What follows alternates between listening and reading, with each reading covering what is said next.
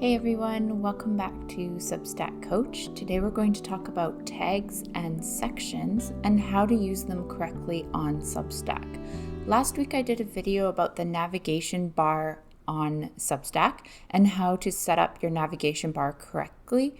And that's a great video to watch either just before this one or just after because the two really go together.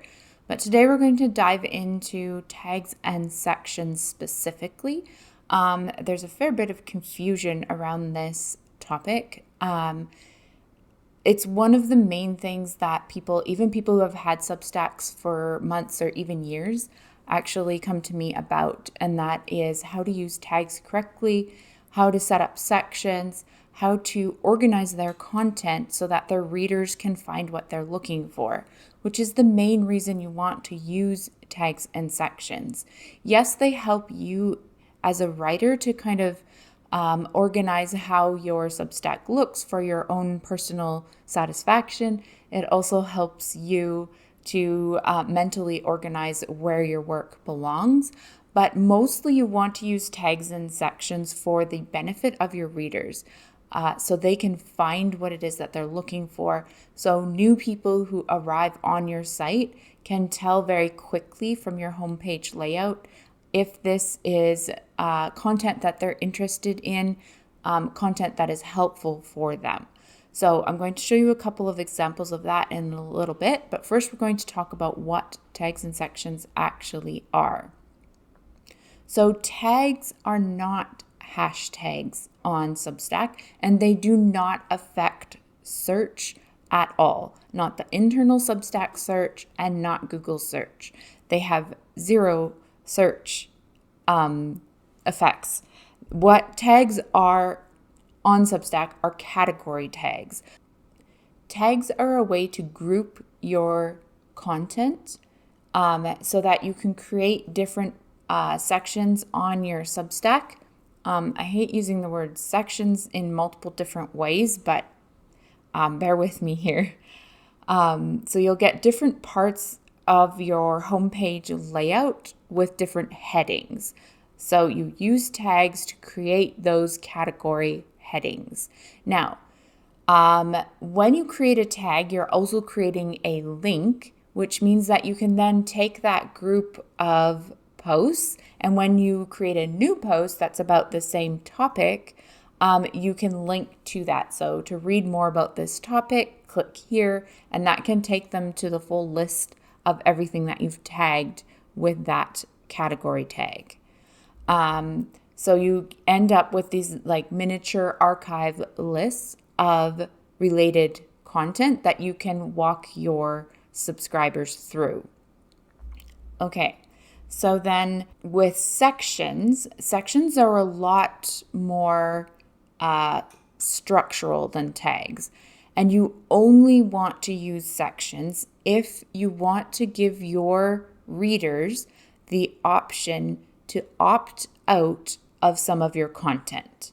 So when you use sections, this gives people the ability to toggle off receiving content from specific sections.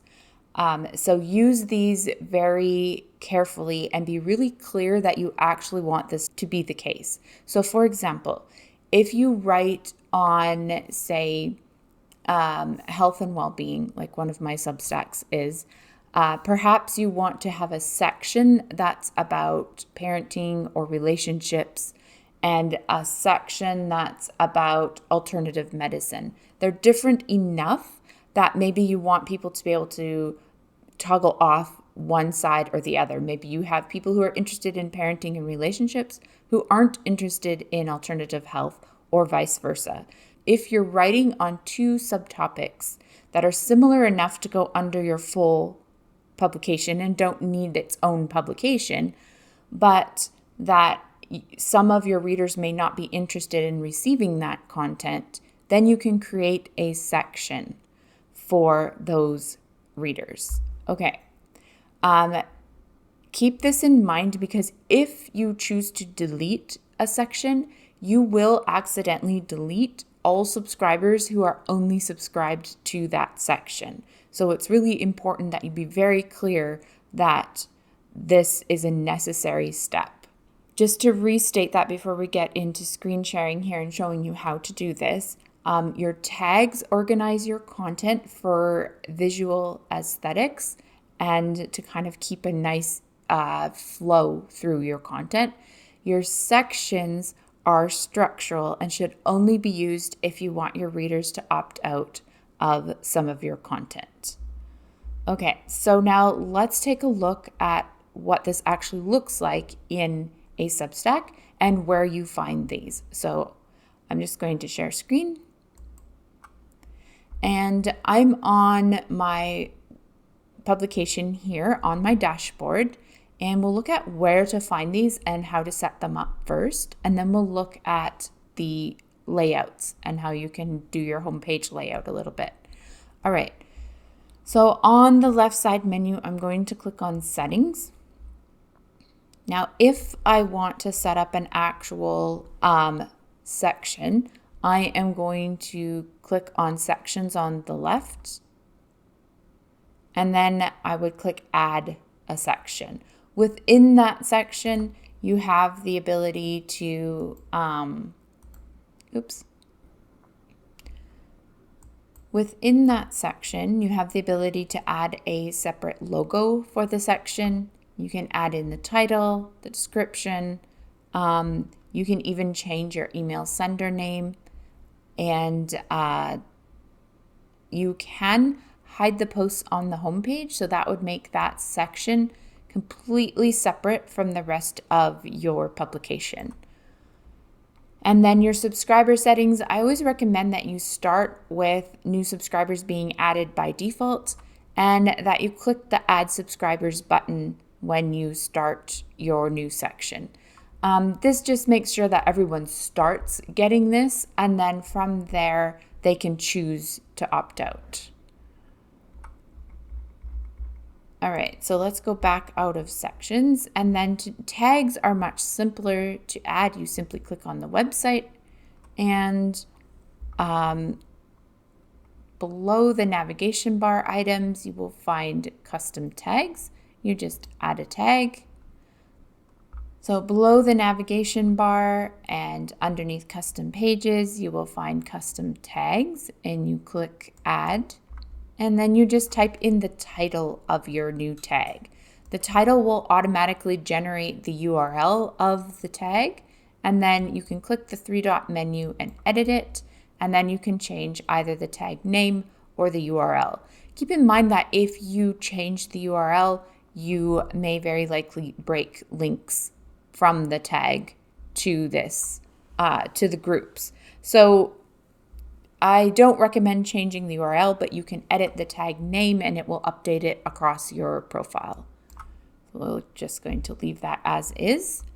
Now, how do you use tags in your homepage layouts? So in the website section, we can edit the theme. And that will take us to the website editor. And this is where we can add items to our Substack and tag them. So if I click here, this is where we can add our tags to the website layout. So this is a feature block that I have added, and I've chosen the layout that I want. There's several different options. And then from here, from the posts, it will usually start with just being recent posts. And then I can click on tags and I can choose which tag I want to show here. I can also choose to display a section here if I have not checked the hide from homepage box. If you have checked the hide from homepage box, it doesn't matter how much you choose that section, it won't show up on your homepage.